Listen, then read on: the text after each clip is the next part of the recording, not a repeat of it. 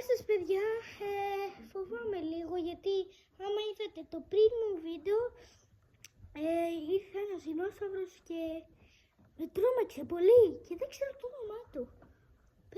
Περιμένετε ένα λεπτάκι γιατί μου φωνάζει ο Μπομπ, τώρα πάω.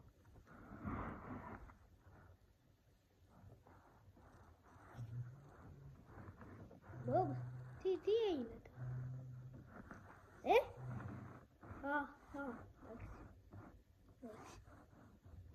Εντάξει.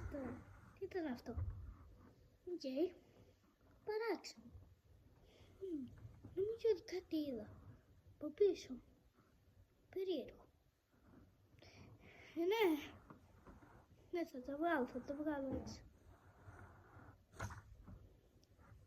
Ναι, ωραία. Ωραία, θα σου δω μετά, Μπομπ, και... ένα λεπτά. Μα τι ήταν αυτό, παιδιά? Άμα το είδατε, γράψτε στα σχόλια. Παράξενο. Οκ, Μπομπ, γεια. Στο μετά.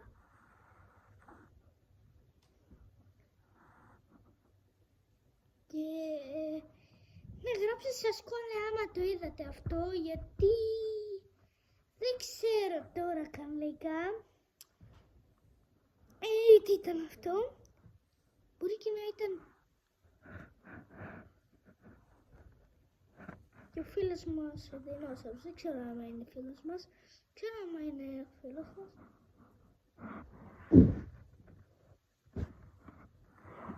Ωραία. Ναι, παιδιά, θα φύγω λίγο τώρα, οπότε ναι.